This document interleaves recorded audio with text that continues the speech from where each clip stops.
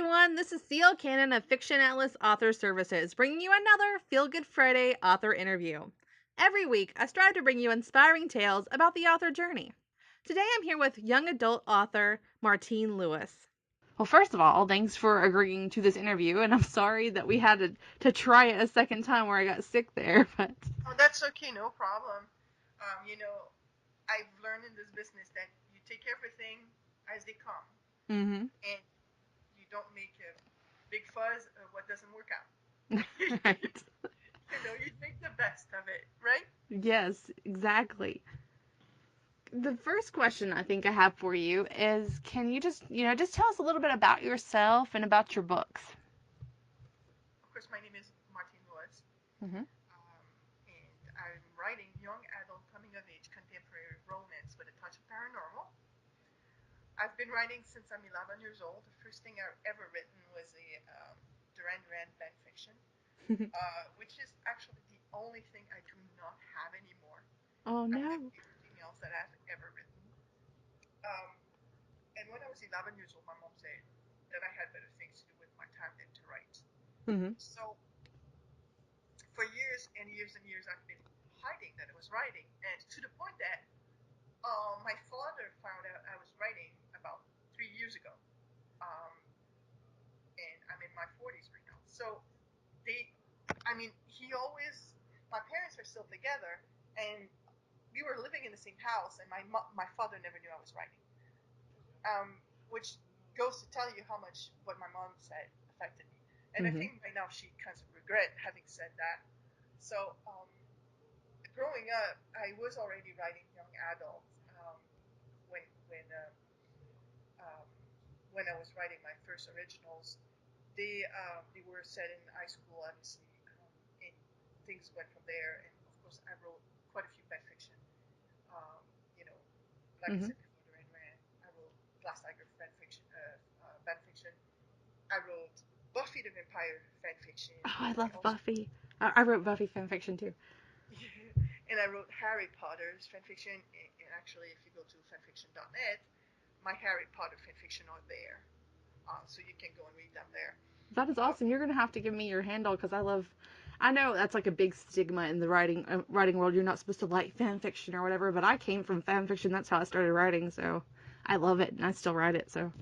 my handle is very easy. It's Martine Lewis. Oh, that's It's awesome. there's no secret there. It's just And I love Harry Potter too, so this will be great. yes. And I was in Harry Potter, of course, I wrote one that I call Harry Potter and the Ring of Power, which Mm-hmm. has nothing to do with absolutely nothing to do with uh, Lord of the Ring, but that's the only one that is not heavily um, other character based. That's Mm-hmm. the only one that is Harry and Ginny.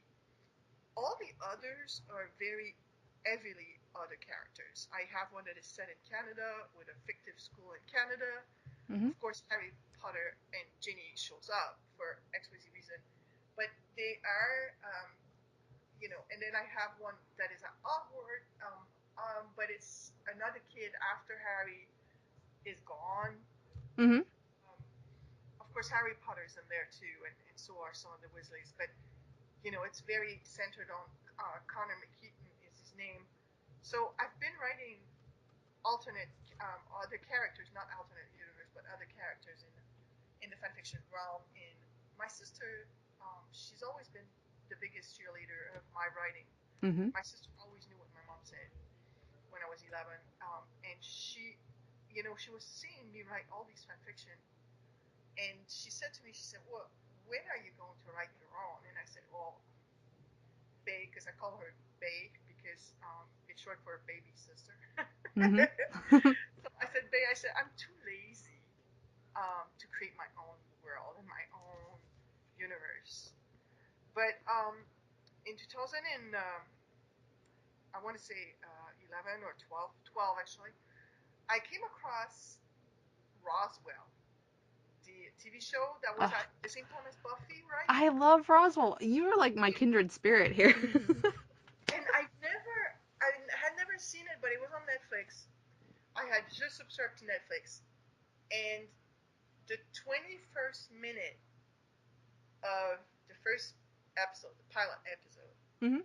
is what inspired my entire series. And it's kind of funny because most people are like, 20 minutes of a TV show, that's all it took. Yes. So my book two in my series, Breaking the Mold, is heavily inspired by Roswell. Um, However, there's something, of course, different in my book in the sense that my kids, some of my kids are empaths, and they think they're the only one in the world to be like they are, Mhm. and they have some special powers of the mind. Which, if you remember, Max in Roswell, by being an alien, had special powers, Mhm. and so did his sister. But he, so that's where the inspiration came from. I had sort of a kind of a Max, Alex actually, with special power and of course um, um, obstacle of his own, and that's how the story got born.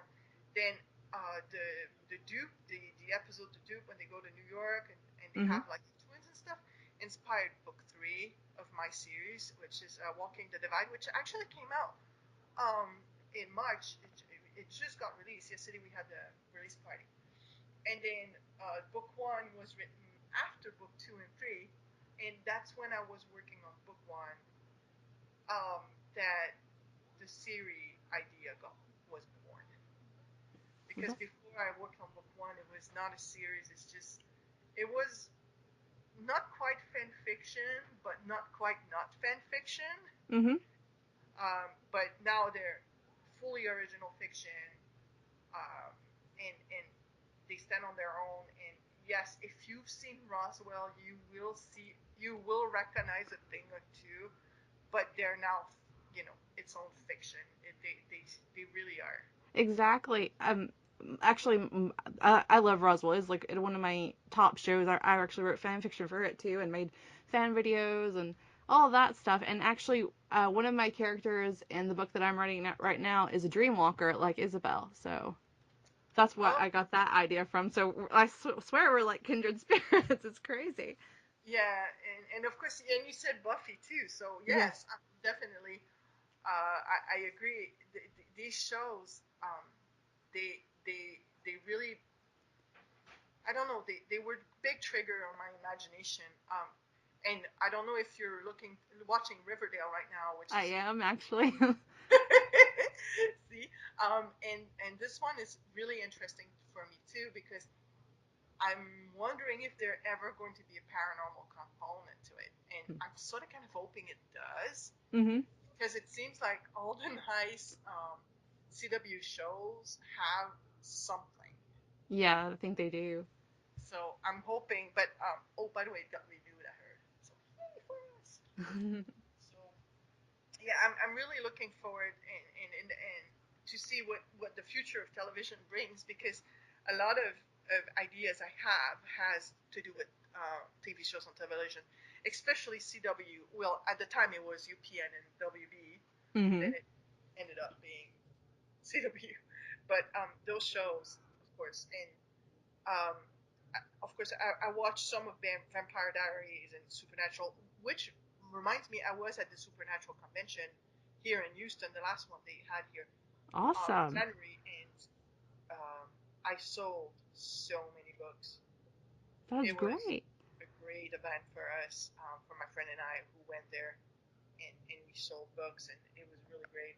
Which I probably shouldn't say because I should keep the secret so nobody thinks about joining the Supernatural convention. But seriously, for people that has paranormal components, storylines with demons and whatnot, it's which I don't have, mind you.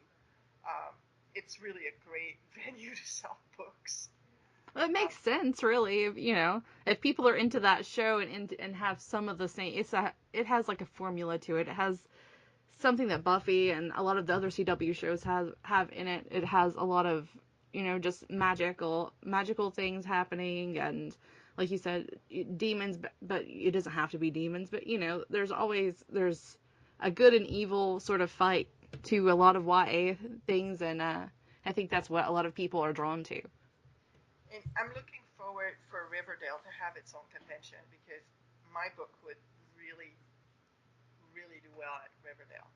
Um, More than supernatural, more than Vampire Diary, because my paranormal component is so small. Mm-hmm. And just today, um, okay, right now I'm writing the series of six. It's called the Gray Eye series. But after that, I have the Blue Eye series, and then I have the Brown Eye series, and I have the Green Eye series. And it's released two a year in September and March, and it's 6 book each. And after the Gray Eye series, I did not know what I would do to um, make the series, first of all, related, all of them related, but at the same time, what would be the undercurrent, like the Voldemort of my series, right? Mm-hmm. And today, as I was driving home, um, I just had this idea with the current political climate and the uncertainty of what's going on and how some people are fearful. Um, Actually, a lot of people are fearful and very uncertain towards the future. And this entire climate, especially this Russian intervention and um, with the administration and everything, but this Mm-hmm. entire storyline that is actually our reality right now just gave me this awesome storyline idea for my own fiction. And I'm like, okay, wow. And I just started texting. I'm sitting here in my parking lot and I'm texting my friend, just tell her what I had come up with. So ideas come from everywhere. And right now, if this idea comes to fructification, oh, sorry, French Canadian, sometimes I'm just, if it comes to fructification, what's the word? Fruitation or Oh, yes, fruition. if it comes, there's no equivalent. But in any case, if it comes to that word, I actually have the setting for my entire 24 books. So I'm like, okay, I like that. Yeah, that would be So great. yeah, and now I just have to write. My friend said, "You're going to be really busy." No, I just write 2 novels or 3 novels a year, and since I'm on a 6 month cycle, Mm-hmm. eventually I may actually catch up with myself and be able to release them quicker. But we'll see. Okay. Let's see what the next question I have for you is. What time of day do you find yourself most likely to write, and do you have a special place that you do that? Yep, I have a comfy chair, which I am sitting right in front and not on because one of my writer's assistant is sitting, you know, In the sleeping on chair? it. Writer's assistant, aka Cap. Mm-hmm. Um, and I always write the best between 8 p.m. and 11 to midnight. And I write mostly, or not necessarily write, but work on my novels because I write only 2 months a year, and you'll see here my process. But I work on my novel like 6 nights out of the week at least, Mm-hmm. unless I travel for work. Because yeah, I do have a job that pays for my writing addiction. Mm-hmm. But and what I do usually is I write one 90,000 word novel in a month, and I use or the National Novel Writing Month in November to write. And actually, every November I write a novel. Okay, Mm-hmm. so don't look for me in November. I don't have anybody. And usually I use or Camp Nano in April or July, or Juno which is in June, to write the other novel. So this year I'm writing a novel in Juno. I'm going to write book 6. And from the 1st of June to the 30th of June, I'm going to write my 90,000 words. It's about 3,000 words a day, just a little bit over. And I do it. And I'm just sitting on my chair starting at 8 o'clock at night, right until 11. And that's it. And I do that every single day. And sometimes in the weekends I go and I even do a whole lot more words, and I can go. I've done 11,000 word in a Saturday. I've done that much, Wow, and that is a lot. people are amazed. But when I start on June 1st, my story is planned out. I know exactly where I'm going. I know exactly what my scenes are going to be. I know where my plot points are. I know everything. So I start, and sometimes they don't follow the plan, and I'm like, oh, really? And I write it all down, and then all the months that I don't write, I edit because editing is what takes me so long. Editing can take me, with my editors and everything after my review, takes 6 to 8 months. Mm-hmm. So right now, I'm working on editing of book 4, and it's going to be released in September, and we start in January. Mm-hmm. And book 5 starts with my Lego reviewer on April 15, and I'm finishing my first review of book 5 right now. So my books, and that one comes out in March next year. So I'm starting that far in advance to make sure my books are ready. And of course, my editors, all the time for the editing, because I like to give my editors enough time. I Mm-hmm. don't like to rush people. And I think they appreciate that because I'm one of the only ones that can call them and say, hey, my book is going to arrive on the 15th of June, and they say, okay, I'll be ready for you. Mm-hmm. Because they know that when I tell them it's going to arrive on the 15th of June, it arrives on the 15th of June. As an editor myself, I can tell you that that is really, really nice and important. It's like a great thing, and it's a great thing that you go over it because I know there are so many people that send me manuscripts who they just type the last word on their first draft and then they send it off to an editor. So it's great that you go over it and you self edit and that you're prepared and organized in that way. And I do. Book 4 is the exception to my rule because book 4 was agonizing for me to write, and I Mm-hmm. needed more help from my editor. Mm-hmm. Uh, but I do also have a legal reviewer before them Mm-hmm. who looks at my legal facts because it's contemporary. And of course, every time she's like, "Oh my God, what did you do?" And she says, "Okay, here's how we're gonna fix it." I mean, she's gone through 4 books already, and she said that 4 times, and we had to fix four major legal plot points. So I'm like, ah. So I rely on my editors, and I like. I'm one of the very few, I think, that actually likes editing. Mm-hmm. I like getting my comments from my editor. Actually, I think that my editor should be more tough on me. Mm-hmm. Um, I think she's so nice that sometimes I'm like, okay, can you be tougher? Mm-hmm. But it was funny because book 3, she sent me a sweet email. And she says, "Oh, you're getting so much better." And I opened the editing file, and Red all over. it was more comments than I ever had, and I laughed. But when I started doing original fiction, sending through editors and everything, I was mentally ready for it. Mm-hmm. I was mentally ready for somebody to tell me, okay, that really sucks. Mm-hmm. So it's easy for me to get my comments because I'm ready for it. That's good. Some people can't handle it, and it's great to have that sort of mindset. And I think it's all in how you approach it. I'm Mm-hmm. ready for my work to be better, and I'm ready for my editors to totally scrap the thing. And I say editors because I do have two. I have one legal reviewer and 2 editors. Mm-hmm. The first one we do development edit and line edit, and the last one does proofread. And I'm so glad I have him because, first of all, he's a guy, which is a different perspective than my 2 ladies, Mm-hmm. and and he sees things that my first editor and I we just don't see anymore.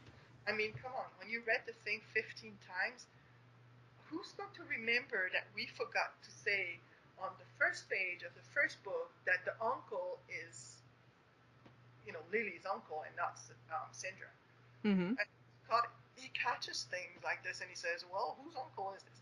And after 5 round of editing, that's when I put my book out and not before.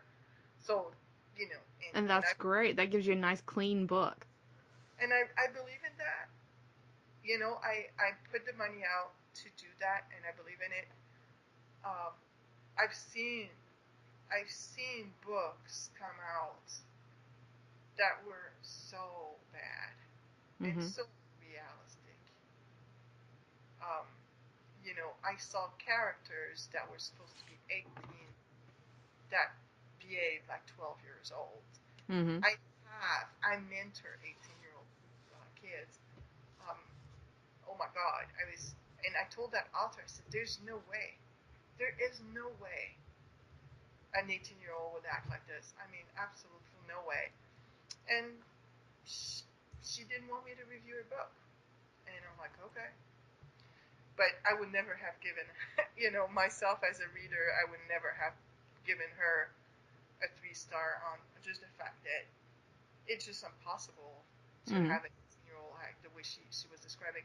And of course, it goes beyond that. I mean, the grammar was not accurate and all sorts of things, but you know, I don't want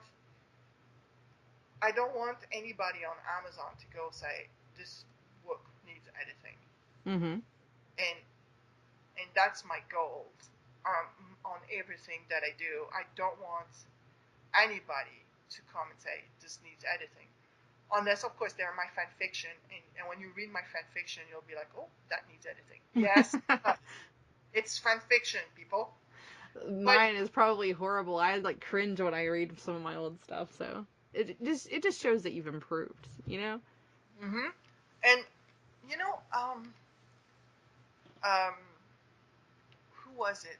Stephen King said you need to have 1,000,000 word under your belt before you start publishing. Mhm.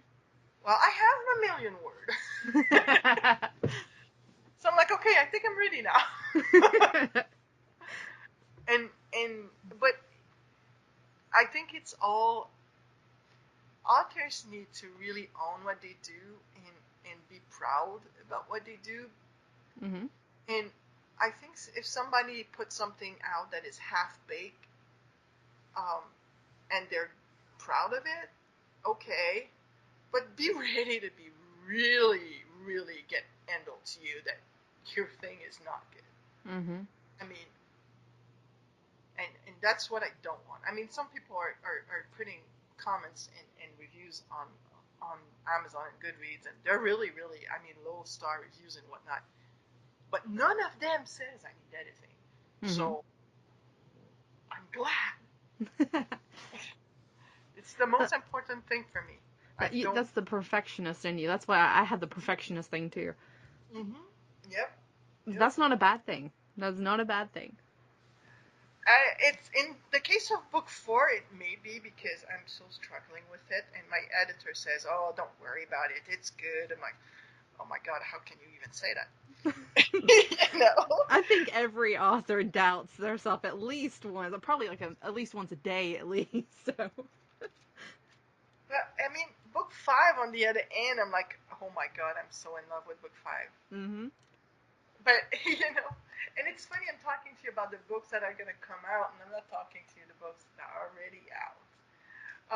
But it's such for me. It's more like a series. It's not book 1, 2, 3, 4, 5. It's and 6 that I'm writing in June. It's the entire concept. It's always in my mind. Mhm. Um, and and yeah, It's it's like all. it's one whole story. It's kind of like even though you're dividing it up into different books, it's just one huge story that you're telling, kind of thing. Is that how you Well, feel? actually, it is actually a 6 story because book 1 is the story of Lily and Malachi, and book 2 is the story of Alex and Olivia, and book 3 is the story of Zender and Alyssa, and book 4 is going to be the story of Jeremiah and Elle, and Mhm. 5 will be Lex and, well, okay, I'm not going to say the name for the girl because there's something there. And book 6 is going to be Betty and Kyle. But there is something between all those books that links them together. Mhm. Um, you know, who gave me the idea of that is Tammy Faulkner. She has a series, The Reed Brothers. It's new adult, however, it's not young adult. Mhm. And each book is one of the brothers. Except I think one of the books is two books are the same brother, but all the other books are all the other brothers, Mm-hmm. and they all have something in common. Obviously, they're brothers. Mm-hmm. And she's the one that when I read her book, I liked it because what I don't like is when I finish a book and say, okay, there's a cliffhanger and the girl walked out the door and you don't know what happened. And I'm like, oh no, I want to know. I want one book to be an entire story, and then I do have cliffhangers, Uh-huh. but my cliffhangers are like, I found another one. Oh, you found another one. So it's not Malachi and Lily coming back, it's more the Voldemort of the series. Mm-hmm. And J.K. Rowling sort of kind of did it because in the first Harry Potter, the story is a whole, right? Mm-hmm. You know there's something bigger, but the story is complete in itself. Mm-hmm. Philosopher's Stone. There's a conclusion to it. And That's if you never read the others, at least you'll have the conclusion of that one. mm-hmm. And same with Chambers of Secret. And same with um, okay, I just got a blank here. What's number 3? Prisoner of Azkaban. Yes, same with Prisoner of Azkaban. And then when you get in the Goblet of Fire, now 1, 2, 3 in Harry Potter, you could pretty much read them in whichever order you want. Mm-hmm. But 4, 5, 6, 7 needs to be read in the order they are come out. And it's Mm-hmm. a little bit like this for me. 1, 2, 3, the first that are out right now, you can pretty much read them in this order. Uh-huh. But there's something. If you read 4 first, it's going to give too much away. Uh-huh. And it's like, oh, okay. The mystery is a little bit more gone. It's like Voldemort suddenly appears and you see how he looks like. Mm-hmm. You know? And that's a little bit the way my series is built. So, okay, and I'm not even sure if I answered your question. You did. You did. Let me ask you one more about how are you like are you a planner? Are you a pantser? Do you have an outlining process that you go through? I'm a planner by profession. I'm a scheduler planner, project planner scheduler. Oh. So, I have a plan and a schedule and everything. The Right Space here in town, the director of Right Space said that she's never seen anybody like me. I'm that much of a planner. I have outlines. I have Excel spreadsheets on one of my website. I actually provide people with. You can go there and download a little Excel spreadsheet that can help you schedule your time. You can download a spreadsheet that can help you plan your work and everything like that. And Wow.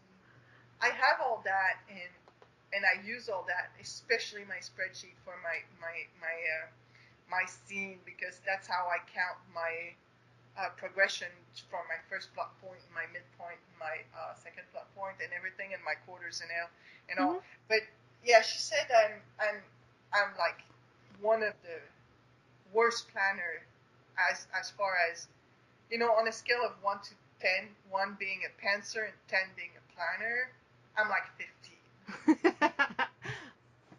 So, but as much as we laugh, mm-hmm. there's always something that happens that all my plan goes out the door. Mm-hmm. Because once you start writing your characters, I don't care what people say. If you don't listen to what they tell you, your story's not going to be good. Yeah, it falls flat if you don't follow like where your characters are telling you to go. It just there's something about it that just ruins it if you don't. Yeah, and also there's what I sometimes I generally, especially for book 1, I did that. I outlined the major ideas, and when I edited is when my first self edit is when I fixed the structure. Mm-hmm. And you know, sometimes my editor says you got to remove this scene, and then I tell her, okay, it's going to throw the structure. I'm the one who's telling her it's going to throw the structure. Mm-hmm. But I'm taking it all good because a scene that I delete from my draft is a scene that ends up on the website for my readers. Mm-hmm. So if you are one of my readers and you go to my website and you take book one, well, you have chapters 13B on my website and 14B and 15B and so you end up with not a 94,000 word book, you end up with a 120,000 word book. So There's you a get lot of exclusive content kind of thing. yes, you do. And right now, I really need to spiffy that up, and I'm working with Alicia from the Bohemian Housewife.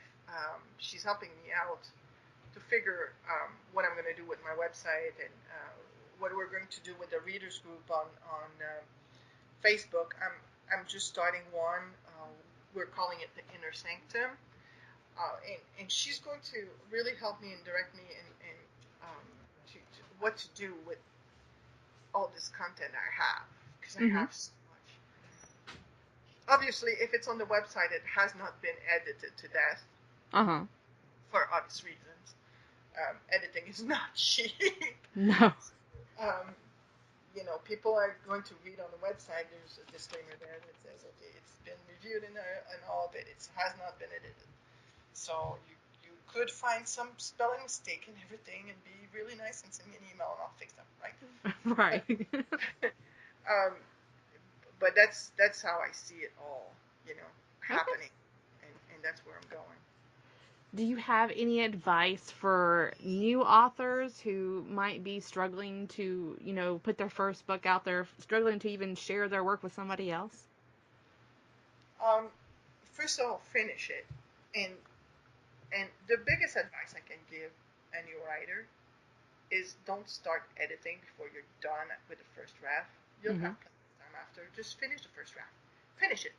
Just put it down. And once it's down and you cannot see it anymore, just let it rest a month or so before you come back to it and write something in the meantime. Mm-hmm. And once you polish it and stuff, prepare yourself mentally. If you send it to somebody, they will have an opinion. Mm-hmm. Um, it's not going to necessarily be bad, and it's not necessarily going to be, oh my God, you're the best ever. You're the next J.K. Rowling. Which, Mm-hmm. I mean, let's face it, book 1, 2, 3 of J.K. Rowling were not that good. I'm sorry, I love Harry Potter. Okay, don't get me wrong, but the characters were flat, Mm-hmm. and and the characterization was you know it was a little bit flat, and but people really really love these books, and I do love these books too, and everything. But we need to be especially good in this business now, and to really get anywhere, I think. And but when you send it out to somebody for editing, don't be scared. Um, it will come back. It will have all sorts of red ink, but prepare yourself mentally for that. Tell yourself that somebody may think it sucks, and it's okay. It's okay because it's fixable. Everything's Mm-hmm. fixable. Um, unless you just copy from somebody else, which that's not fixable because that's unexcusable. But everything can be fixed, and everything with a little work can happen. If you really want it, it really can happen. But do listen to your editors. They're not there to make you miserable. They're not there to make you look bad. They're not there for any of the sort. And how many editors I see out there that they're really trying to help these authors, and the authors are not listening to what they say, and the editors just don't want their name in the books. Mm-hmm. And I mean, I don't want my editors to come and say, I don't want to have my name in your book. If you have an editor that says that to you, be wary. Your book is not good enough to come out. But you need to really prepare yourself for the editor's comment. You need to prepare yourself. Don't be offended. And there's not an editor out there that's not reasonable. And I know that with Erin Lyle, who's my editor, and sometimes she tells me stuff I don't agree with, and then we start talking about it through emails or Face Live, Facebook Live, excuse me, Facebook FaceTime, and we discussed the issue, and she's like, "Oh, okay, I see where you're coming," but, or she said, "Okay, I see where you're coming," period. And there's always this cooperation, and if you're not with an editor that you know you're comfortable with, there's no problem with changing. Mm-hmm. And you need to find the perfect fit. It's not easy. I got lucky. But when I was looking for an editor told me that I should only have one point of view as in my novel. And I'm like, okay, if you think I should only have one point of view in my novel, you don't understand my vision. Mm-hmm. Therefore, you're not going to edit for me. That's something that's really important that I think a lot of people don't understand, because there's some people that just don't, like you said, get your vision, or that you just can't connect with, and that can't connect with your story. And that's what you need to find in an editor, is somebody who knows your vision, who's not going to change your voice, and someone who is going to work with you instead of against you, to kind of, work together to make it the best that it can be. And that's totally true. I mean, I know Erin a couple times suggested me to use words that I don't even know the meaning of, and I sent her an email back and I said, "No, Erin, that I cannot use that word because I don't even know what it means. I had to Google it. Mm-hmm. If I have to Google a word, it's not my voice." Mm-hmm. um, so sometimes it's funny that way, but they're there to help you. And I strongly believe this, and I'm like, I really want my editor to be more severe on me. Quite honestly, I have to. I did mention something like that on the confessions the other day. I wish my editor was a little bit more, um, tough with me. Mm-hmm. Uh, but I know my legal editor, she's tough. I'm like, I mean, I would be scared to have her as my main editor. I love her to death, but I would be scared because she's really, really, really, you know. Mm-hmm. So, I'm, but my editor that I have really, it's easy to work with her, and she's um, don't be afraid to also verify if they can do the work, because I see books out there. People are like, "Oh, I had an editor," and I read the book, and oh my god, Mm-hmm. I'm like, okay, is this somebody who actually was trained as an editor, or somebody that coins themselves editors? Mm-hmm. And it makes a big difference. I mean, how many editors do not know about commas? And my editors are actually teaching me all this, which is awesome for me. The rules, the Chicago manual. That's another thing I like about my editor. She puts a lot of, okay, this rule in the Chicago manual reads like this. Mm-hmm. And I can send her an email about, okay, what's the rule for this? And she's going to tell me the rule. And it reassures me because, of course, I write, I grew up and I went to school in French. Um, Grammar in French is a lot more complicated than grammar in English, believe it or not, except for the commas. The commas are a whole lot easier. Mm-hmm. But I learned grammar and understand writing following a set of rules, which is called grammar. Mm-hmm. But English being my second language, and my never going to school in English until I did my uh, very advanced education a couple years back, I never really went to school in English. I never was sitting in a classroom in high school learning grammar. So now I have a catch up to do, and they do provide that for me. My editors are really making sure, and when they give me a rule, I learn it and I don't make the mistakes again. And it's very important for me to have this type of things with my editors. And there's a lot of editors out there, and I know a lot of people are on a budget, but don't cut on editing. And when I was putting out my work and asking for samples, I got wary of editors that were really, really cheap, Mm-hmm. like very wary. If for 100,000 word, you tell me it's $900. I'm running. I'm Mhm. not to you. It's, I mean, because I'm like, okay, what's the catch? Mhm. And of course, I pay a whole lot more for my editing, and a lot of people say, well, we cannot afford editors, and it's a little sad because what you put out there is how people will perceive you, right? I think that's something that's another really big important thing because I've heard that lot of times before. Well, I don't have the money for this, and I always say, well, I have a payment plan, and I will work with you. But that's one of the most, I think, covers and editing are the two things you can't skimp on. And talking about covers, I have to tell you,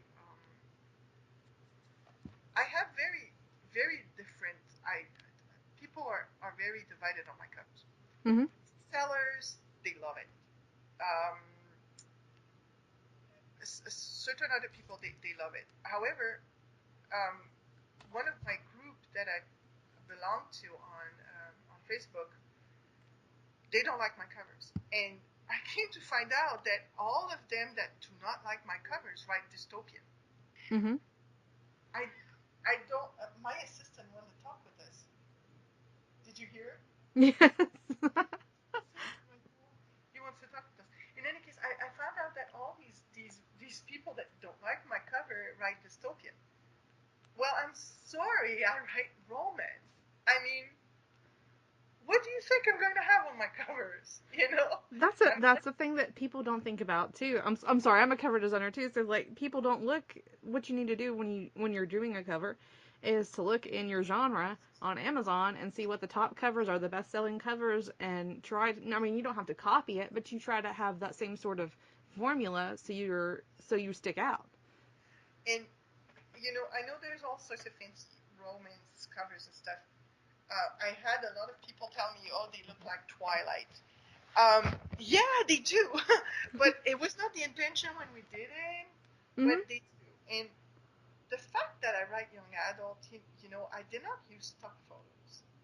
Mhm. All my covers are actually kids from local high schools. That's awesome.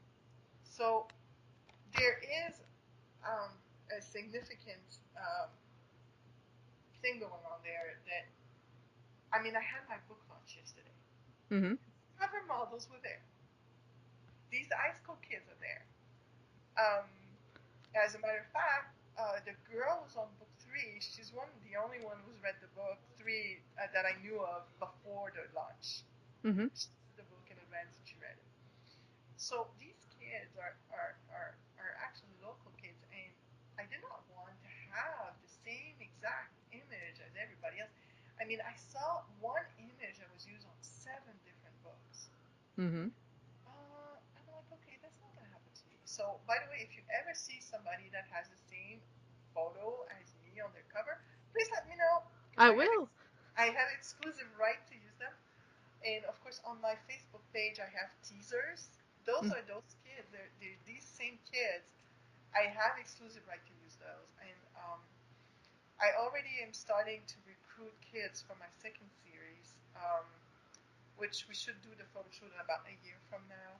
Mhm. But it's so important because these kids, they own this, and I like it too. And I've been really agonizing on my covers because of these people that were telling me, "Oh my God, we don't like your covers. We don't like your covers." And I was like, "Really?" And they're like, "You may not be getting the sales because of your covers." And I'm like, "Really?" So when some people from Barnes and Noble got their hands on my books, they're like, "Oh my God, this is the perfect cover. I would absolutely know what to do with this, where to put it, and blah blah blah." And I was like, "Oh, thank God." Uh, it's only a segment of people, but I've been agonizing over my covers because of these people and putting so much down on my mind. But you know, the, it's hard. It's hard because I do not get sales as much yet, and because I'm starting authors, which is normal. I mean, come on, listen. I mean, how many of us sell book before the fourth, fifth one is out? Let's face it, we don't sell that many until we have quite a few out. And Mhm. that's what the people who are trying to do this for a living, they need to understand. Um, money is not going to come your way right away unless you luck out like J.K. Rowling. I mean, seriously. And even she was rejected so many times. She had to fight for it. So. And and when she got picked up, it just went crazy. Mhm. But um, the vast majority of us will not operate in the black before the fourth, fifth book. Mhm. Think and to think that um, to think that you're going to operate in the back after the first book, um, if you ever are able to do this, I really want to know how you did it. you know? Yes, tell us your secrets, or just tell it to us. Give it to us for free. That's fine. Yeah, I mean, seriously, I don't see it. For me, I'm not. I'm not. I'm sad that I don't sell as much, except when I go to events. When I go to events, oh my god, I do events. But I'm sad I don't sell so much more on Amazon.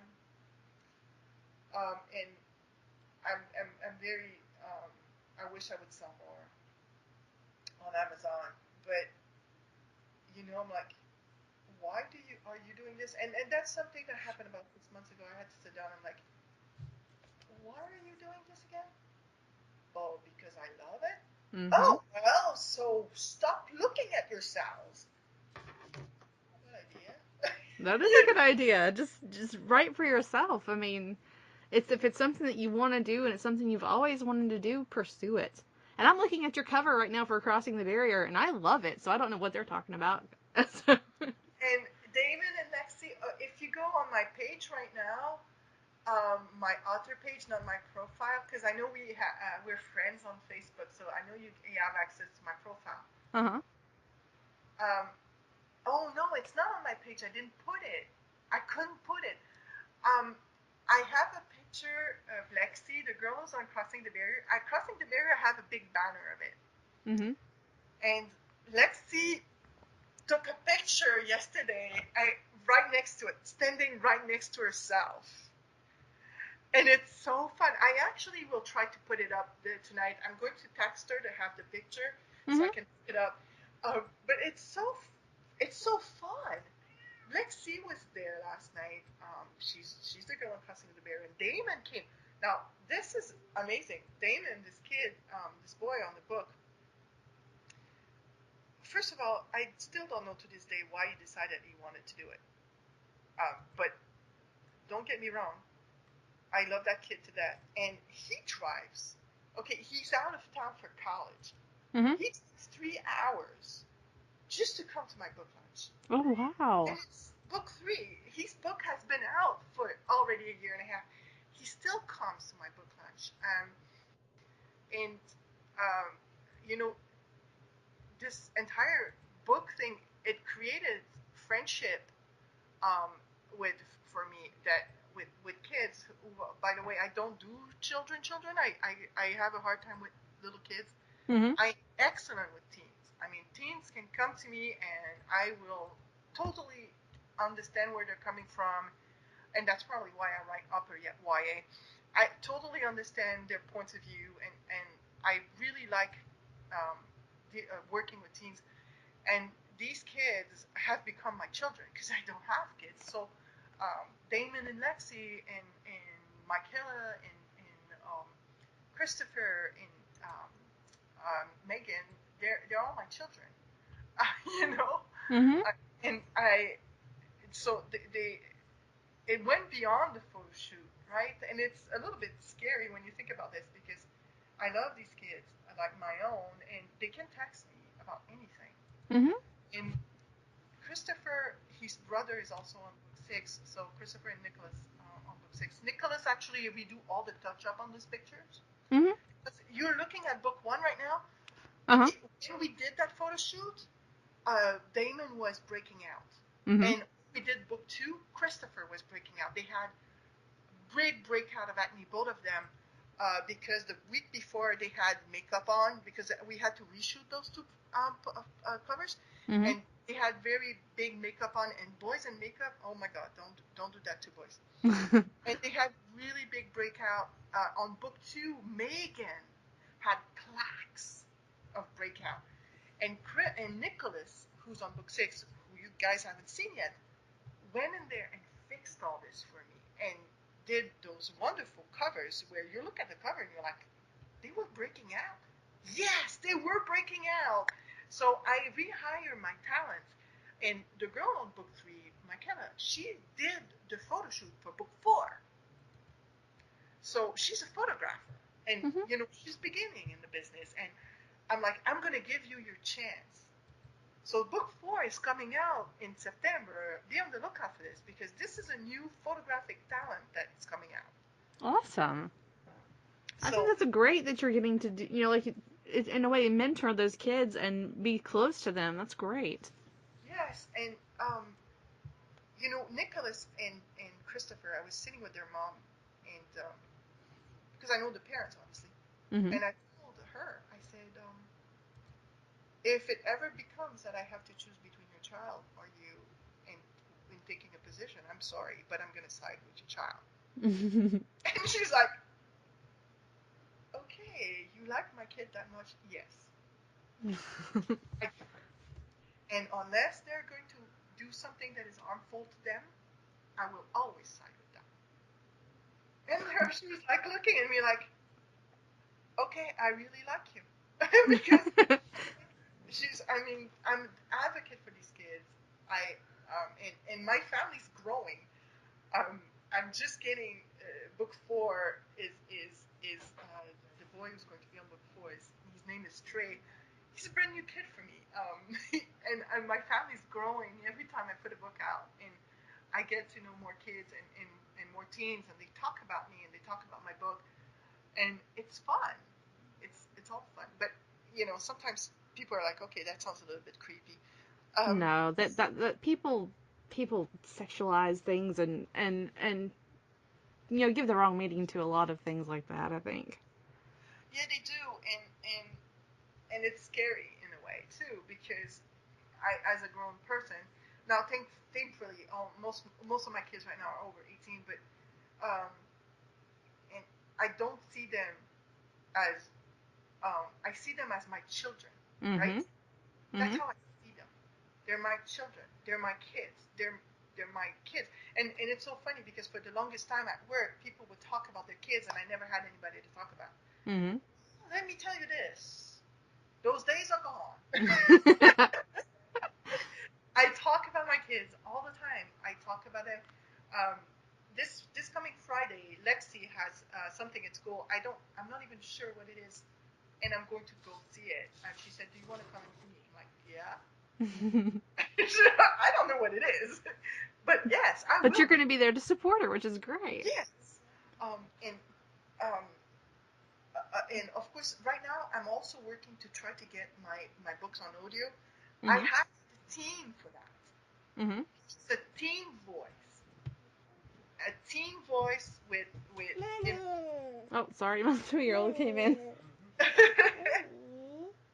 Can you go with so, Daddy for just a minute? We're almost done, okay? Sorry. no problem. He's a teen voice, and he's reading teen words. And I thought it was super important for me. I don't want you to sound like an adult because these are teen books. So, Mm-hmm. and he wants to do that for a living. He wants to do voices and books and stuff. And I'm like, okay, here's your chance. That's I'm awesome. going to give you the chance to do it for me, and then you can use this to publicize yourself. Mm-hmm. Uh, Lexi, on my next book series for the photos, she's going to do the makeup. I already told her, and she said, "Oh my God, yes, I want to do the makeup." And it's so funny because my friend Sarah, who's my better reader also, she came to me the other day and she said, "Oh my God, I don't know what I'm going to do with makeup. Do you know anybody that does makeup?" I'm like, "Lexi." She said, "You, Lexi, book 1, Lexi?" I'm like, "Yeah, Lexi." And I referred them, and I think that she's even talking to Michaela to get pictures done. So I'm like, okay, I'm really trying to get my kids started. Mm-hmm.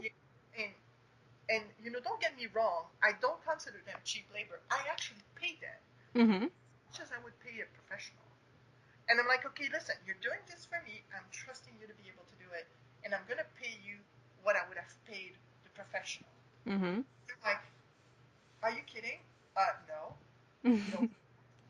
But that's something that's important is giving them that boost and that giving them your trust and giving them that integrity and that start. Yeah, yeah. Because guess what? When I started working, nobody wanted to give me a chance. Mhm. And what they do is very hard. I mean, photography, it's very hard to be successful and have a portfolio and Mhm. have somebody that's going to come to you and say, okay, I will trust you. And, you know, and now Michaela has going to have a book cover in her portfolio. Mhm. So um, she's starting, she's going to put that on her website. She has a book cover in her portfolio. Wow, right? Mhm. Um, then Lexi will have in her resume that she did makeup for those book covers. Mhm. Wow, right? I mean, seriously. So I'm always giving them the chance. Right now, Damon had done a couple, 1 year ago. He was my webmaster. He puts my name in his resume. I give him a reference, Mhm. and I'm happy to do it. And I'm like, okay. So I keep my kids close in the sense that I need talent, and they're very talented. Mhm. They're just inexperienced. Well, guess what? I started somewhere myself, right? And I Mhm. believe in giving them a chance. And I believe in giving them a chance to put something on their resume, and if they do it wrong, well, that's okay. We'll just do it again. That's it. And That's they're like, great. really? They're like, really? You do that? I'm like, yeah. And Michaela, when she did the photo shoot for book 4, I had more good photos on book 4 than I had good photos on all the other books together. That's awesome. I'm like, oh my god. So it took us over an hour and a half to try to find out which good picture we will use on the book cover. Mhm. The others, it took me, oh, yeah, yeah, no, no, yeah, yeah, no. That was it. I mean, it took me so much time just to choose. So there's so much talent out there. And I mean, okay, I'm just repeating myself now, but I could talk to you until tomorrow morning about my kids, obviously. That's not a bad thing. I think that's great. I love that you do that. I love doing it. And some of the parents are like, you don't need to pay my kid, you know. I'm like, well, yeah, but you don't understand. It's the fun part. You're Yes. like, oh my god, I can do this. You Give know? giving them that confidence, because especially when you're younger, you don't feel like you can do anything, and like you said, nobody trusts you to do anything. So having an adult that actually cares about them and thinks that believes that they can do it, that's a gift that you're giving them, really. I know that my editor, my proofreader, right? Ron Lewis, his name is. He's older than me. Mhm. I don't know how old he is, but he's over 40. Mhm. And he said to me, he said, I wish I had had one of you when I was 19. Oh. He said that to me. He said, I wish I had had somebody like you in my life when I was 19. Because, I mean, a lot of them right now I have 3 that are 19, right? Mhm.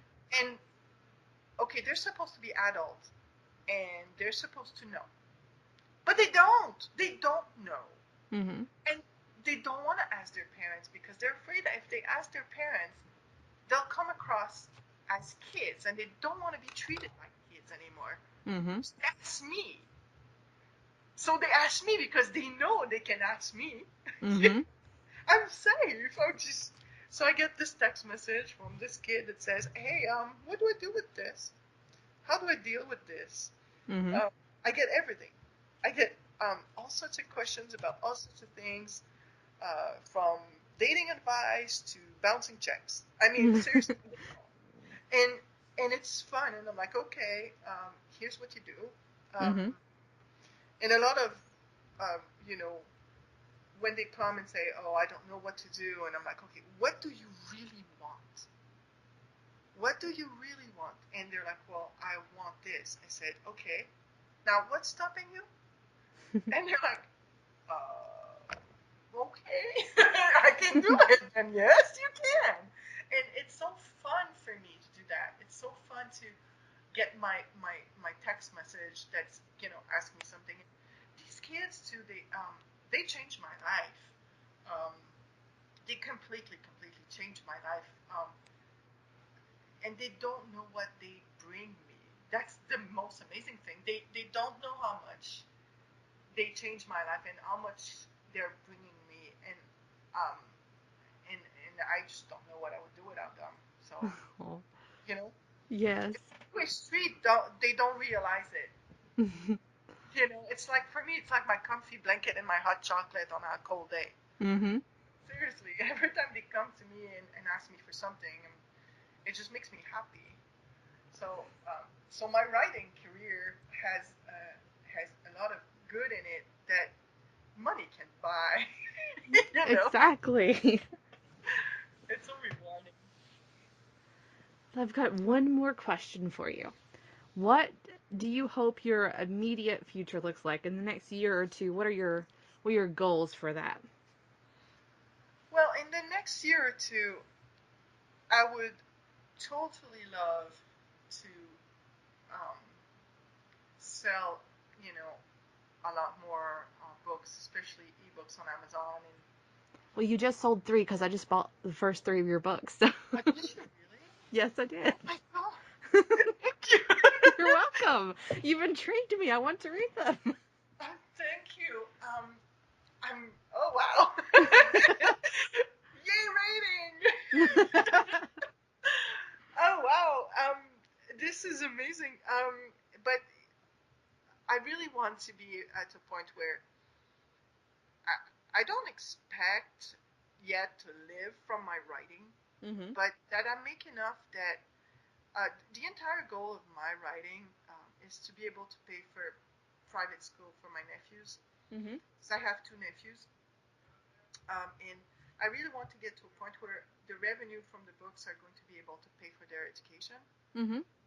Um, because as a scheduler, quite honestly, if I was not writing books, I'm okay. Like by myself, I can live pretty well. But I Mhm. just want this for them to be able to go to those private schools because they're in Quebec, Canada, Mhm. in French-speaking province of Quebec, and it's like everywhere else. The school system over there has its good and its very bad. But my sister and I went to private school, so both of us strongly believe in private schools, and um, we need to face it. My sister, as a single parent, if she doesn't have help, the kids won't be able to go because the Mhm. private school system. So the books, the book, the first goal of the book revenue is to send my nephews um, towards their education. That's what it is. Oh, that's After sweet. after I get an operating in the black, I really want. That's where the money's going to go. So I know people are going to listen to this and say, "Oh my God, it's so creepy story," but my sister and I had a really great chance because my parents believed in us so much. They did send us to private school, um, Mhm. and they were not very rich. My mom worked, my dad worked for us to be able to go to private school. They always put the money towards our education, always, like always. Mhm. Okay, from fourth grade on through us in Quebec is K through 11, not K through 12, but for us, fourth grade to 11th grade, we were in private school. Then when we went to CEGEP, which is community college, which is mandatory in Quebec before you go to university, Uh-huh. then we were in the public system, but we had such a head start. And it's important too because in the private school system, they do not allow bullying, or don't they don't close their eyes to bullying situation. They Mhm. address it. And as a kid in elementary school, before I went to private school, I was bullied. Mhm. Uh, I mean, very seriously bullied. And we see that as a potential to happen to the kids, and we we don't want that. We want them to be really in an environment where it's very controlled and not very much frowned upon. Um, but in order to do this, you know, we're going to need to have money somehow, and Mm-hmm. it's a little bit why I do this. For to be able to pay for my nephew's education. Mm-hmm. Um, so there is an end goal, and then after that, of course, there's going to be uni. Thank God they're in Canada because it's a lot less expensive to go to university in Quebec than it is to go to university in the U.S. Mm-hmm. Mind you, if you want to come to the U.S., we'll figure it out. But after that, I would like eventually to be able to say, okay, I'm leaving for my writing. But that's more than 2 years term. So the 2 year term for me is um, four more books out. So finish all series number one, start series number two, Mm-hmm. uh, and hopefully operating in the back on my own side so I can start getting the money for the kids. So, and it's good because my oldest one is in second grade right now. So I still have 4 grades before he ends up in the high school system in Quebec. Mm-hmm. So I'm really, that's the goal. So in 4 years, I need to have the money to be able to send him to private school. you know. So, but we'll see. I mean, I think that I put everything on my side as far as putting a quality product out there. Um, and that's I think that's half the battle. I agree. So and the other half is a little bit the publicity and And getting noticed and all that. yeah, and that's not easy. And even if you do all the Facebook ad in the world, and it, it's just not easy. It's kind of a gamble. It's kind of like some people, they can just, start and then they have all this publicity, and some people have to really work for it. But I think that you're going to get there. I believe in you. I think you'll get there. I thank you so much. It's amazing, and I really, if I ever come to Virginia, we absolutely need to hang out because I know you guys. Are you towards DC area or Richmond area? I'm actually really far down under Richmond, right at the very tip of Virginia and Tennessee. My city is right on the line, so you can actually go like down our main street and be on one side of Tennessee and one side Virginia. So Oh, we're okay. So you're really towards. Oh. Well, maybe going to Tennessee would be closer for you. But I'm pretty sure at one of those other events we're going to end up meeting, which will be awesome. Yes, it will be. We'll have to do this sometime. It'll be great. Yes, and I'm wanted to be able to at some point in time take enough time off from work to be doing a couple of events. And I'm taking off from work to go to Kentucky to go to Corbin to Tanya Ryder's event at the end of August. So I'm going to do that. Of course, I'm doing Comic Palooza here. It's huge in Hmm. Houston. Right? I will be at Comic Palooza. So if anybody is listening that is going to be at Comic Palooza, it's May 12th, 13th, 14th of this year. And I have my table. I just got it last weekend in Artist Alley. So I will be there selling my books. And now it's very funny. One of my readers, she's trying to convince my kids to come and sit at the table. The Hmm. kids that are on the book cover Hmm. to come and sit at the table to help me sell the book. And I'm like, I'm not asking them to do that much, but if they want to come, they just have to tell me, and we'll make it happen, right? Hmm. Um, and of course, for me last year at Comic Palooza, I met Mercedes Lackey, who's a big, huge fantasy writer, Hmm. and I began reading fantasy. It's the first genre I read in English.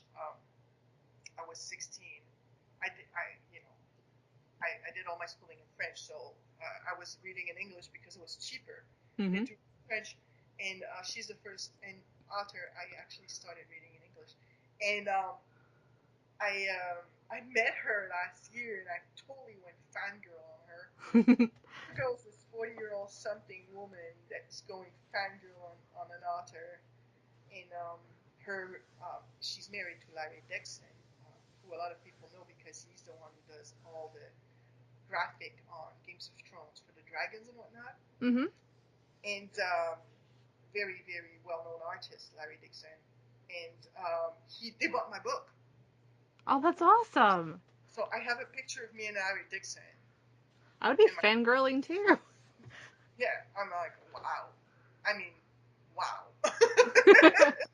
My favorite author husband bought my book. I mean, hello. How did it get? So you know, it's all fun. I hope one day somebody's going to come to me and say, oh my god, oh my god, oh my god. Hey, it might be me if we get to be. I'm getting. I will read your books sometime this year. I know my to be read list is really, really large, but I will read them by the end of the year. I won't make any promises that it's going to be in the next month, but I will read them by the end of the year. Well, you know, if you read them after September, you'll have 4 to read. That would be great. Because September, Ellen Jeremiah is coming out, and you'll have 4 to read by then. And a lot of people are, you know this entire debate about cliffhanger. Mm-hmm. People that hates them. I don't get that in my I, book.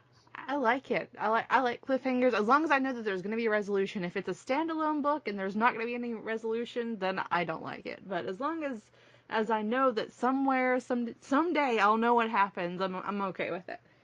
But the thing is this: the book in itself, the first book, is completely resolved, Mm-hmm. but you have a cliffhanger. So my story is complete, but you have a cliffhanger, which is like, oh my god, I gotta read book 2. That's the You way know? it should be done though. I know a lot of people will just do a cliffhanger and like the story is there. None of the story has been wrapped up, and in any good book, just as an editor speaking, in any good book, you should have a conflict and a resolution, and it should be all tied up. And you can have a cliffhanger, but the main plot of your story needs to be resolved before you go on to the cliffhanger that will set up the second book or whatever. And my cliffhanger is more series oriented Mm-hmm. than book oriented. Mm-hmm. So you read Lily and Malachi, and Lily and Malachi, it's resolved at the end. Mm-hmm. But here goes the cliffhanger, and you're like, oh, whoa, okay. And my cliffhangers are like 1 page long. It's my epilogue is like 1 page long. That's it. Mm-hmm. And people are have been so taken by them, and so going like whoa. But I haven't got the backlash of people saying there's a cliffhanger. I'm not gonna read that book. Mm-hmm. Haven't got or the bad reviews that says this book has a cliffhanger. Don't read. I Mm-hmm. haven't gotten it, and I think it's because exactly what you just said. My story, when you arrive at the second to last page, is resolved. Mm-hmm. Then you have the series cliffhanger after. And quite honestly, you can not read the epilogue, and you'll have the story complete, Mm-hmm. right? Mm-hmm. So people are like, okay, but so I can tell you, when you read book 1, Lily and Malachi come back in book 5, and uh, it's very fun for me to bring them back in book 5 Mm-hmm. because of their growth. Mm-hmm.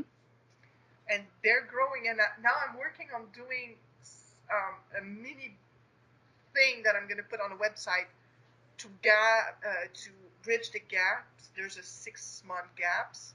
Mm-hmm. What happened with Lily? Because when you read book 5, you're like, oh my god, she's grown. Yes, because book 1 is how to put her on the path of growth. Mm-hmm. She's not there. She's resolving her issues to be able to grow. Mm-hmm. So book 5, she's grown. And when you read it, just let me know. I'll send you the little teaser I sent my Okay. killer for book 5. My killer went, oh my god, it's fun to see that evolution in, um, because book 5 happens the year after. So that's why you see them. But book 1, 2, 3, and 4 happens basically at the same time. And it's, I need to build a timeline to put on the website for this. Unfortunately, I do not have access to Visio anymore because that would have been the perfect software to do it. Mm-hmm. Because, book 1 starts in August, the early August, and finishes in February. Book two starts about the same time and finishes in March or April. And book three starts at the end of September of that same year and finish a year later. So they are at the same time. And book four starts in December and finishes in August of the year after. So they are the four of them are at the same time. But book five starts after. Mm-hmm. So that's also why chronologically you need to read, 4, 5, and 6 in the same order. But yeah, so wow, we've Okay. been talking for an hour and 25 I minutes. know. It's been crazy, but I've enjoyed it. Yeah, there's so much stuff to say about my books. I can talk until tomorrow morning about them and just get tired of it. Um, and I have started doing workshop too, for organizations, and people want me to go talk. And I enjoy it. I'm not a shy person. A lot of authors are very Introverted. introverts. Mm-hmm. Not my case. I am not introverted by any stretch of the imagination. I can stand in front of a crowd and entertain for 2 hours without repeating myself. So, I am introverted when I go out somewhere, but as far as online and being able to talk to people, I'm usually pretty easygoing. But once I get outside in the world, I'm kind of like a hermit, and I just kind of stay to myself. oh no, not me. No, no, I'm front and center. I'm telling you, it's not. And it's something that's helping me a lot Mm-hmm. as a writer to be able to talk to people and stand in front of a crowd, not be the person in the corner, be out there. I go to Comic Palooza, and how many, when you walk in those big comic convention, a lot of vendors are behind their table and they're talking on the phone. Mm-hmm. Okay, I look at people and I say, hi, hi, hi, hi. I mean, and it's so funny because I say, good morning, good morning, good morning in the morning, and then people come to me and say, it's 2 o'clock. Like, I'm not going to change. So I do that, and it helps me sell books when I go to events. Mm-hmm. Uh, they're not talking, they're not looking at people. Um, You have it, to engage with people. I know this from. I used to sell at a flea market all the time. Used to sell jewelry, and I could see there would be people that would just sit down all day and they would make like $10, $15. And I would do the same thing you did. I'd stand up and say, "Hello, how are you doing?" Or just make conversation with them. And I would sell hundreds of dollars while the other people would be just sitting there playing with their phones or just not talking to anybody and make $10 the whole day. You have to I, co- engage with people. at Comic Palooza last year, I was sharing my table with a lot more people, and I was a little fishy. It was not just my table. I only had one book at a time, and bless her heart, the Houston Writers Guild president and the owner of Inkling Publishing here in Houston, I was not working at a time, and she offered me to come and sell my book at her table. So that was the best thing for me, that she did that for me. I'm very, very, very thankful. And just there, sitting at my table with my one little book, saying hi to people. I sold 20 books, and you know, I was I was in the middle of a lot of other books, and I Mm-hmm. sold 20. So this year, I'm hoping I'm going to sell. I mean, with 3 books now, I'm hoping to pick up and sell a whole lot more. I mean, Supernatural, I did so well. I sold 39. Mm-hmm. And, um, and how many people go to an event and sell 2 or 3, but they're on the phone. People don't really want to. That's the funny part. People don't want to disturb you. Mm-hmm. So if they don't want to disturb you or interrupt you, if you don't look at them, they're not going to come to you. Exactly. So I've made, and it's easier for me, because I'm such not an introvert. So I'm not shy of looking at you and say hi, you Mm-hmm. know, and go fangirl on Mercedes like you when I see Well, I guess that's all the time I've got because I got to make sure that my other one goes to bed But I have had so much fun talking to you, and we're going to have to do this again sometime. Yes, we do. I definitely. I mean, even if it's not for your podcast, we can definitely chat every once in a while. I love it. Okay, that'd be great. Yes. And like I said, if we ever get into the same geographical location or close, we need to meet up sometime because I think Yeah. we would really get along. Oh yes. It seems like we're going to have a lot of TV to talk about. Yes, yes. Yes, lots of TV to talk about and lots of writing and everything. But thank you for buying my books. I really, really You're appreciate that. welcome. You intrigued me, and like I said, I really wanted to read them. So, like I said, my to be read list is like huge, but I will get to them, and I will write you a review. And don't worry, I don't ever write a review for anything under 3 stars because I just don't. Actually, I do Yeah. not mind if you do, as Mhm. long as it's justified. And that's what I told everybody who reviews my book. Listen, if you think it's a two, just give it two. I mean, seriously. Um, I'm too nice. I can't do that, I'm but not I'll nice. try. I'm not nice if it's not edited right. Mhm. Not gonna get. Um, you're not gonna get more than a three. That's for sure. Mhm. Um, but but I think that's the entire goal of reviews, and um, I don't want and you hear this too. A lot of people on the internet are a lot of writers.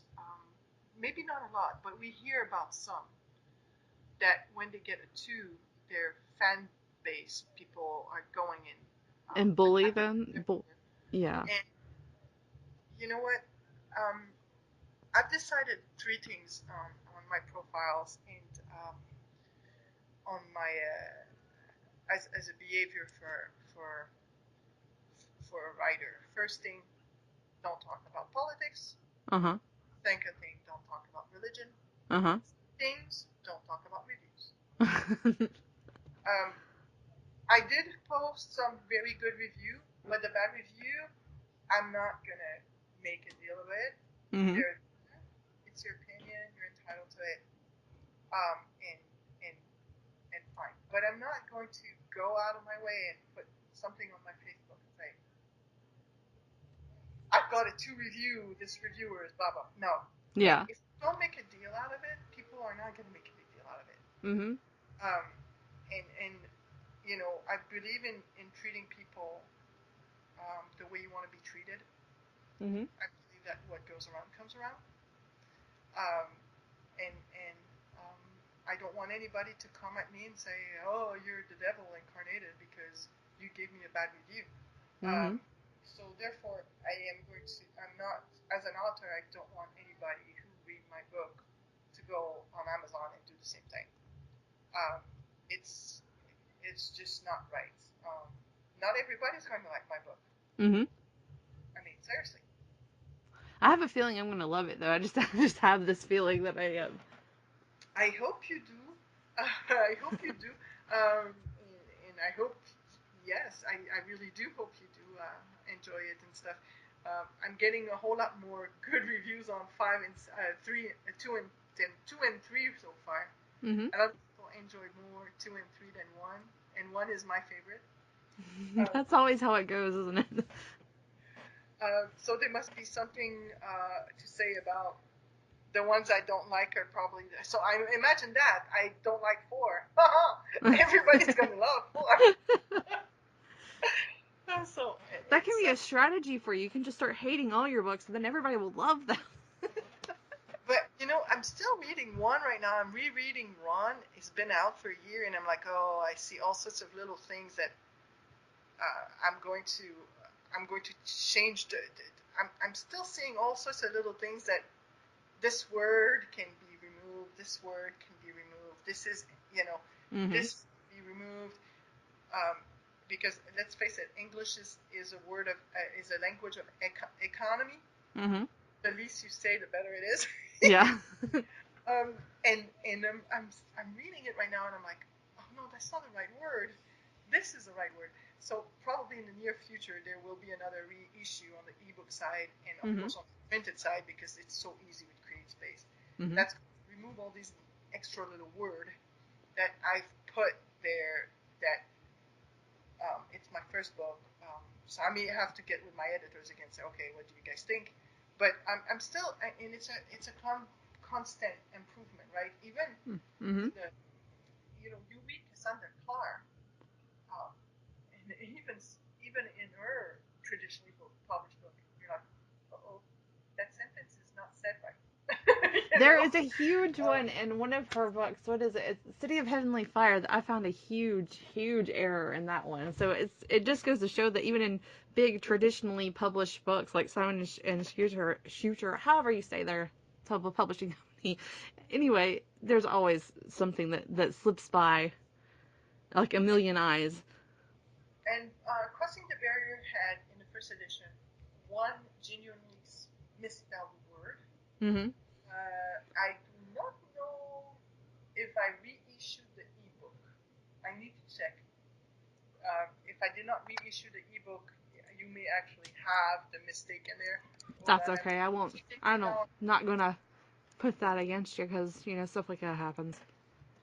Yes, but it's a little bit of a game for me to see if somebody's going to catch it, Mm-hmm. and say something. I'm looking right now to see if it's reissued. Um, let's see. Nope, has not been reissued. I will have to go in there and reissue it. Oh, okay. You don't have the reissued version on the ebook side. Okay. I'm gonna have to do It'll be that. fun. It'll be fine. Yeah, there's a couple of things, and my proofreader that proofreads it twice before we put it out. Mm-hmm. Once he has a hard copy, he proofreads it again, and he found I think 6 instances that I said ground instead of floor, Mm-hmm. and he found a genuinely misspelled word. Mm-hmm. Um, and we all have those. So yeah, and I see that this one has not been. I will have to reissue this. Oh wow, it doesn't even look like it's. It doesn't even look like it's the. Yeah, okay, we'll see. Hopefully, I'm going to get a review from you soon, and we'll see what you think about it.